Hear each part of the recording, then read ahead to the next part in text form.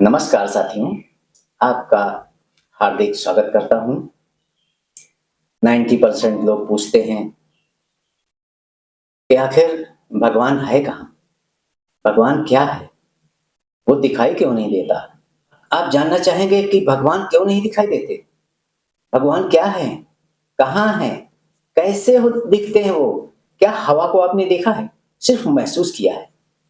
इस तरह से भगवान को भी किसी ने नहीं देखा। एक बहुत विशाल एनर्जी है। दोस्तों, आज हम आपको यूनिवर्स की बहुत बड़ी गहराई में लेकर चलते हैं, जहां से आपको जानकारी मिलेगी भगवान क्या है, कहाँ है और कैसे है। वो भगवान क्या है, परमात्मा क्या है, आत्मा क्या है, यूनिवर्स क्या है और आत्मा और परमात्मा का क्या संबंध है।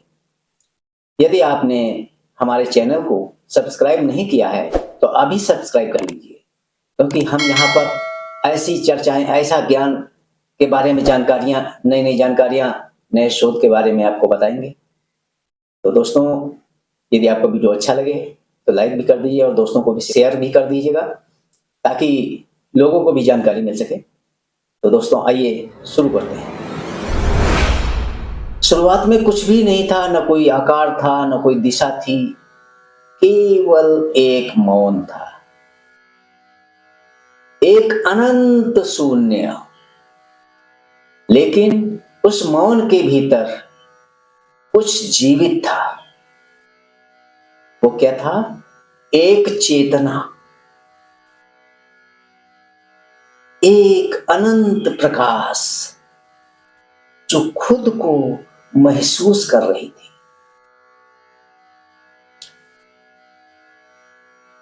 वही चेतना, वही शक्ति, वही परम शक्ति जिसे हम भगवान कहते हैं। वो ना पुरुष था, ना स्त्री, ना कहीं बाहर था, ना भीतर। वो हर जगह था, हर दिशा में, हर कण कण में। वो हर रूप में था। और एक क्षण आया जब उसने सोचा कि मैं अपने आप को अनेक रूपों में देखना चाहता। उसी क्षण उस परम चेतना के भीतर पहला ब्रह्मांड जन्मा। वो ब्रह्मांड था, वो कोई बाहरी सृष्टि नहीं थी। वो भगवान की अंतर चेतना का एक कंपन था।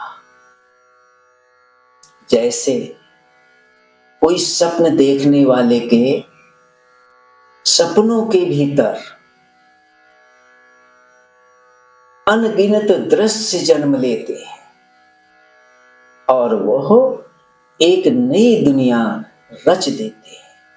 वैसे ही परमात्मा ने अपने भीतर असंख्य ब्रह्मांड रच दिए। अर्थात वैसे ही भगवान के भीतर असंख्य ब्रह्मांड जन्म लेते हैं।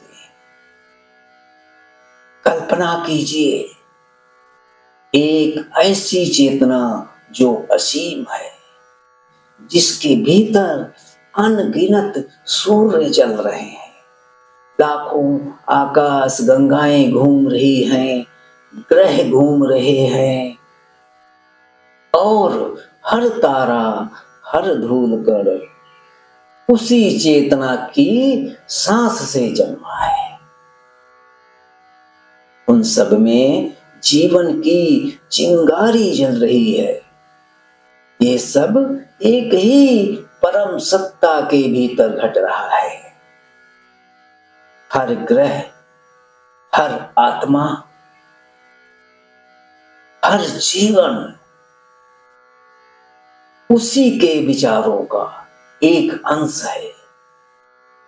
हम सभी उसी चेतना के सूक्ष्म कण हैं, जैसे समुद्र की एक बूंद में पूरा समुद्र प्रतिबिंबित होता है, वैसे ही हम सब में परमात्मा प्रतिबिंबित है। हम सब आत्मा है तो वो परमात्मा है, अर्थात परमात्मा है। अब जरा सोचिए, हर कोई मनुष्य भगवान को खोजने निकलता है तो वह हमेशा बाहर क्यों खोजता है? जैसे कि आकाश में, तारों में, मंदिरों में और ग्रंथों में उस परमात्मा को ढूंढता है, लेकिन वहां कुछ भी नहीं मिलता। आखिर क्यों? क्योंकि सच्चाई यह है कि भगवान कहीं बाहर नहीं, वह तो स्वयं मनुष्य के भीतर है। इसलिए इधर उधर भटकने की अपेक्षा स्वयं अपने अंदर झांक के देखिए, क्योंकि परमात्मा ही स्वयं वह सत्ता है जिसके भीतर यह पूरा ब्रह्मांड सांस ले रहा है। वो भी वहां एक नहीं, अनेकों ब्रह्मांड हैं। क्या आपने कभी अनुभव किया है कि जब तुम ध्यान में बैठते हो तब तुम्हारा मन शांत होता है, और जब मन शांत होता है तब विचार थमते हैं। कभी तुम उस शक्ति से जुड़ने लगते हो जिसने ब्रह्मांड को जन्म दिया, और तब भीतर से एक प्रकाश उठता है और वो कहता है, मैं यही हूं, मैं यही हूं, तुम्हारे भीतर हूं। अर्थात जब साधक ध्यान में बैठता है तो वो ब्रह्मांड से नहीं, स्वयं भगवान से जुड़ता है। यह एक ऐसा आत्मिक अनुभव है जिसे बता पाना बहुत कठिन है, क्योंकि वह शब्दों से परे है। जैसे अनंत मौन बोल रहा हो और उसके बाद वह क्षण आता है जब उस मनुष्य को महसूस होता है, वो समझ पाता है कि मैं शरीर नहीं हूं, मैं शरीर नहीं हूं, मैं विचार भी नहीं हूं, मैं वो अनंत प्रकाश हूं जो सबके भीतर विद्यमान है। यही साक्षात्कार है, यही ज्ञान है। हर मनुष्य अपने भीतर एक सूक्ष्म ब्रह्मांड लेकर चलता है। उसके विचार एक आकाश हैं और उसकी भावनाएं ग्रह हैं। मनुष्य के कर्म ही उसकी रोशनी है जो तारों की तरह चमकते हैं, और तब यह ज्ञान अपने आप उतरता है कि परमात्मा के भीतर असंख्य ब्रह्मांड हैं और मैं भी उन्हीं में से। जब मनुष्य प्रेम से भरा हुआ होता है, प्रेम उमड़ता है, प्रेम करता है और क्षमा करता है, क्षमा की भावना उत्पन्न होती है और सभी से प्रेम की भावना उत्पन्न होती है और परमात्मा के प्रति कृतज्ञता होती है, आभार व्यक्त करता है, तब उसके भीतर का ब्रह्मांड और प्रकाशमान हो जाता है। और जब वह क्रोध करता है, ईर्ष्या करता है, द्वेष करता है, ज्वेलसी उसके अंदर आती है, तो वो ब्रह्मांड अंधकारमय हो जाता है, अंधकारमय हो जाता है। इसीलिए ब्रह्मांड बाहर नहीं बदलता, वो तुम्हारे भीतर बदलता है। तुम्हारा मन ही शांति का द्वार है। कभी ध्यान से देखो, जब तुम किसी से प्रेम करते हो तो भगवान स्वयं अपने एक और रूप से प्रेम करता है। अर्थात ये आत्मा परमात्मा का ही अंश है। ये एक आत्मा दूसरी आत्मा से जब प्रेम का भाव बनाता है तब ऐसा लगता है कि एक दूसरे रूप से वो प्रेम कर रहा है, जबकि एक ही दोनों है, दूसरा कुछ भी नहीं है। और जब तुम क्षमा करते हो तो भगवान खुद को क्षमा कर रहा होता है। जब तुम दुख देते हो किसी को तो वही दुख उसके भीतर गूंजता है। जब तुम किसी को सच्चे दिल से आशीर्वाद दे रहे होते हो तो तुम्हारे भीतर एक प्रकाश फैलता है।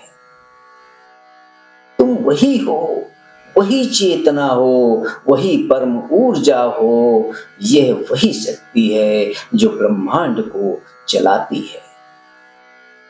वो ईश्वर की तरंग है जो तुम्हारे माध्यम से दूसरों तक पहुंचती है। और यही कारण है कि महान संत, योगी, ऋषि हमेशा कहते आए हैं कि अपने भीतर झांको, वही परम शक्ति मिलेगा। अब अपनी आंखें बंद करो, अपनी सांसों को सुनो। हर श्वास में ब्रह्मांड फैलता है, हर निश्वास में सिमटता है। यही सृष्टि की लय है। आत्मा परमात्मा से लगातार हर सांस में मिलती है, ब्रह्मांड से मिलती है, ब्रह्मांड से जुड़ते हैं। यही भगवान की श्वास है। वो अनगिनत जीवनों को अपने भीतर सांस के रूप में लेता है और उन्हें फिर से विलीन करता है। हम सब उसकी उस अनंत सांस के कारण है। कल्पना करो, तुम एक सूक्ष्म बिंदु हो जो एक विशाल प्रकाश में तैर रहा है। तुम्हारे चारों ओर आकाश गंगाएं घूम रही हैं, तारों की नदियां बह रही हैं और वह सब तुम्हारे भीतर हो रहा है, तुम्हारे चेतन मन के महासागर में हो रहा है। एक ऐसा समय आता है जब यह अनुभव इतना गहरा हो जाता है कि तुम्हें एहसास होता है तुम भगवान को खोज नहीं रहे, बल्कि भगवान तुम्हारे माध्यम से खुद को अनुभव कर रहा है। यह खेल है, यह दिव्य खेल अनुभव का खेल है। ईश्वर खुद को अनगिनत रूपों में बांटता है ताकि वह खुद को महसूस कर सके। वो पेड़ बनता है, वो पक्षी बनता है, मनुष्य बनता है, सितारा बनता है और वह हर रूप में खुद को पहचानता है। और जब तुम यह समझ जाते हो तब तुम्हारे भीतर की वो सारी खोज, सारी दुविधा समाप्त होने लगती है। तब तुम बाहर के अंधकार में नहीं भटकते, क्योंकि तुम्हें पता चल जाता है कि प्रकाश, वो प्रकाश जिस प्रकाश की तुम तलाश में थे, वो सदैव तुम्हारे भीतर ही चल रहा है। अब सोचो, भगवान के भीतर कितने सारे ब्रह्मांड हैं, कितनी सृष्टियां हैं, कितने लोक हैं, लोक तो लोक, कितने जीवन एक साथ चल रहे हैं और वो सब एक ही चेतना के भीतर हैं। और वो चेतना तुम्हारे भीतर भी है, यानी तुम स्वयं वो ब्रह्मांडीय शक्ति हो। अगली बार जब तुम तारों भरा आकाश देखो तो बाहर मत देखो, अपने भीतर झांको। वही तारे, वही गैलेक्सियां, वही ऊर्जा तुम्हारे भीतर भी दिखाई देगी। भगवान के भीतर ब्रह्मांड है और तुम्हारे भीतर भी वही भगवान है। इसलिए तुम्हारे भीतर भी अनगिनत ब्रह्मांड हैं। ये वही क्षण है जब साधक ब्रह्मांड से नहीं बल्कि स्वयं परम चेतना से एक हो जाता है। भगवान कृष्ण की बाल लीलाओं में भी एक इसी तरह का वर्णन है कि जब मैया यशोदा कहती हैं अपने पुत्र से यानी श्री कृष्ण जी से कि हे कृष्ण, तुमने माटी खाई है, ग्वाल बाल सब शिकायत करने आए थे और तुम अपना मुंह दिखाओ, मुंह खोलो अपना, तुम्हारे मुंह में मिट्टी तो नहीं, देखो तो तुमने मिट्टी खाई है क्या? तो श्री कृष्ण जी कहते हैं मैया मैंने मिट्टी नहीं खाई।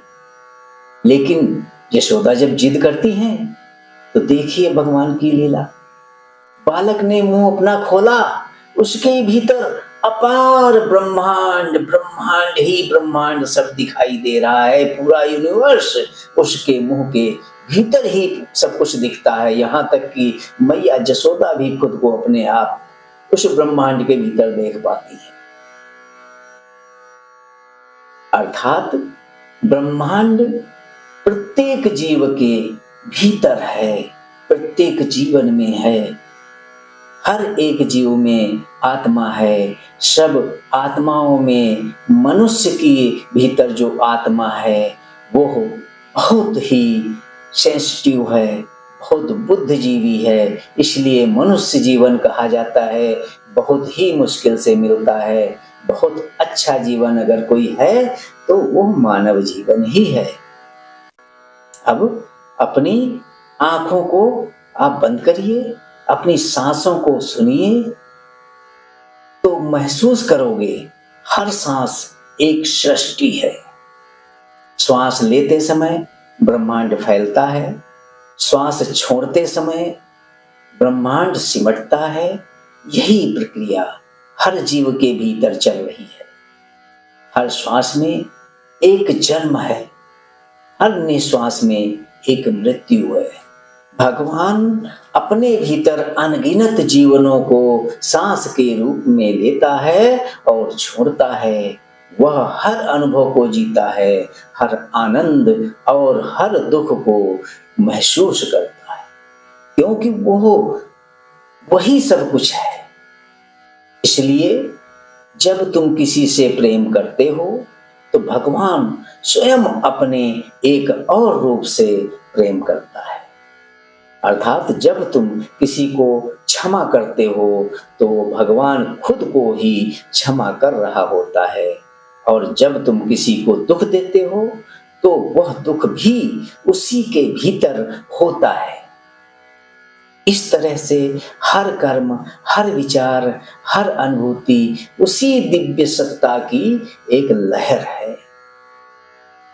अब एक क्षण ठहरो और कल्पना करो, पूरा ब्रह्मांड एक प्रकाश का समुद्र है। पूरा ब्रह्मांड एक प्रकाशीय समुद्र है। हर तारा, हर आत्मा, हर ग्रह उस समुद्र की एक एक बूंद है। तुम उस समुद्र के भीतर नहीं बल्कि समुद्र स्वयं तुम हो। जब यह समझ भीतर उतर जाती है तो जीवन का हर क्षण ईश्वरीय बन जाता है। फिर प्रार्थना और ध्यान अलग नहीं रहते,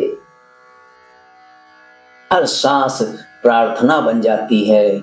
और तब तुम देखते हो कि भगवान मंदिरों में नहीं बल्कि हर धड़कन में, हर मुस्कान में, हर आंसू में है। वो अणु अणु में है, हर भाव में है, हर तरंग में है, और उसी के भीतर अनगिनत ब्रह्मांड लगातार जन्म ले रहे हैं। अब सोचो, अगर भगवान के भीतर इतने ब्रह्मांड हैं तो वो कितनी विशाल चेतना होगी।